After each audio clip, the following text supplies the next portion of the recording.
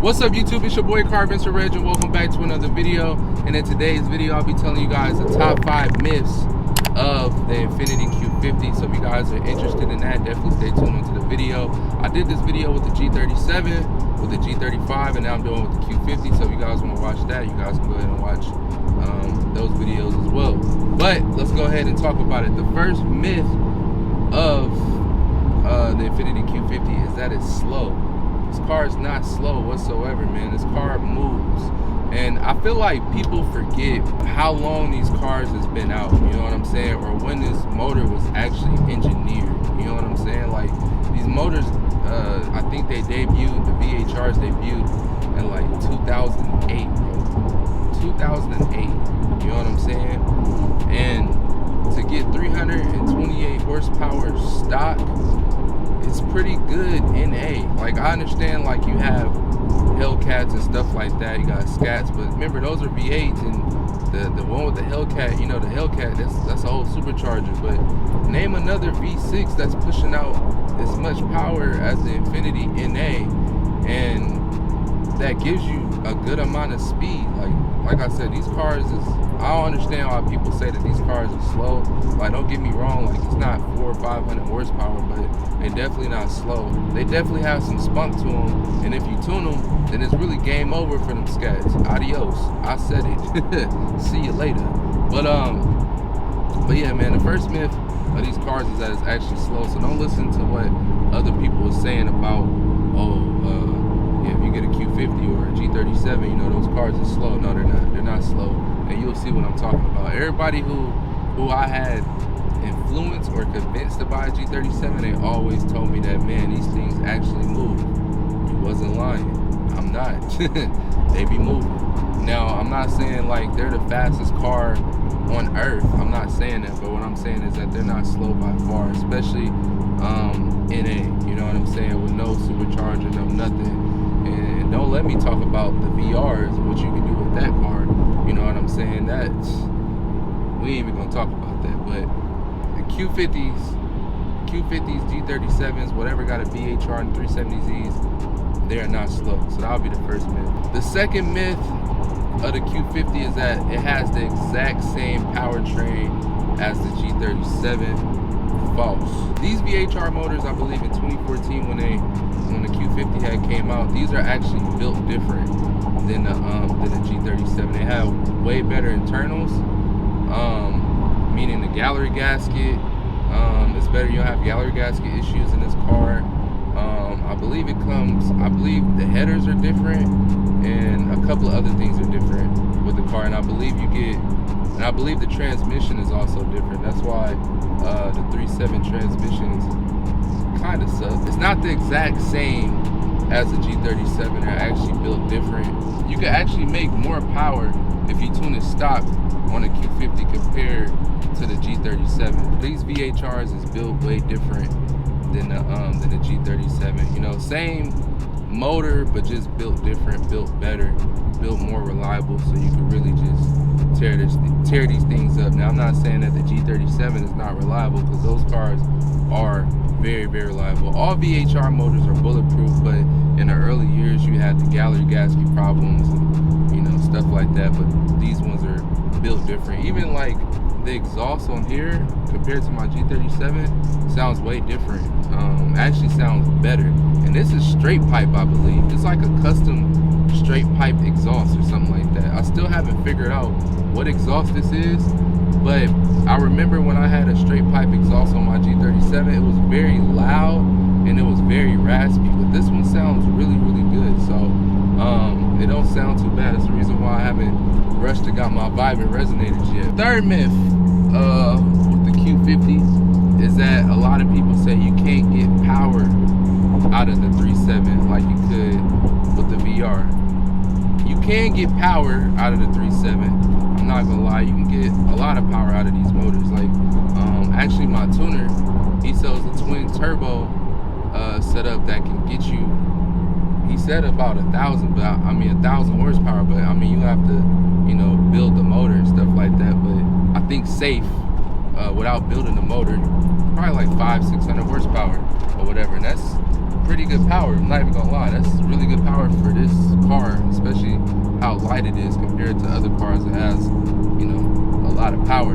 But the only thing about when you're trying to add power to the 3.7s is that it costs a lot more money than the VRs. With the VRs, like, you can get basic bolt-ons, get a tune, and you could be pushing like 500-600 horsepower easily, or even more. You know what I'm saying? But with this one, you have to either get the supercharger, which is expensive. You have to get the twins turbo setup, which is really expensive.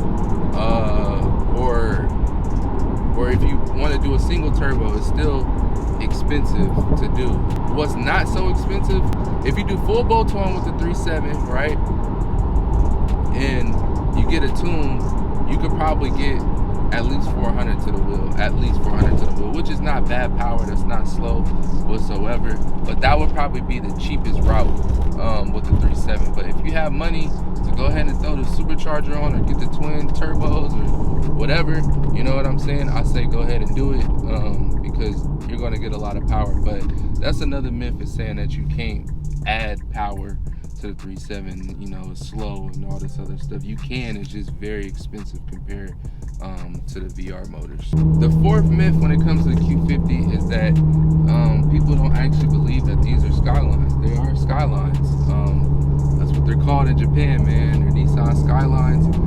It's just that they're marketed different in the US, which while we have Infiniti and you know, a luxury brand or whatever. But yeah, these are Skylines, you know what I'm saying? The G37, the G35, and the Q50 are Skylines. They're entry level, pretty much GTRs, you know what I'm saying? So don't let other people tell you that, you know, you don't got a Skyline and all this other stuff. Technically you do, it's just not badged to Skyline out here in the US, but you definitely have a Skyline.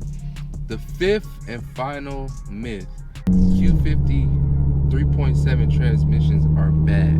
Now, I know I talked a lot of stuff when it comes to the transmissions on the Q50. I did. You know, I tell y'all that it sucks. Go get VR transmissions, which I do say you should go get, because it's definitely a big difference, especially tuned. It's a big difference. So I definitely would suggest you do it. But the reason why I say it's a myth is because I joined a Facebook group or whatever, and it's a lot of people still rocking their OEM transmissions without switching them, and it's over 150,000 miles. You know what I'm saying? I feel like the main theme when it comes to these transmissions is about servicing. You know what I'm saying? Servicing. Make sure you service them on time. Make sure you do what you got to do to keep it running and all this other stuff. But they can go that long without breaking down. I guess it all depends on the maintenance, whoever was maintaining the car and stuff like that. Like, I know the transmissions on this car is a little different from the G37, but when I had the G37, I had 150,000 miles on that transmission. Even that car,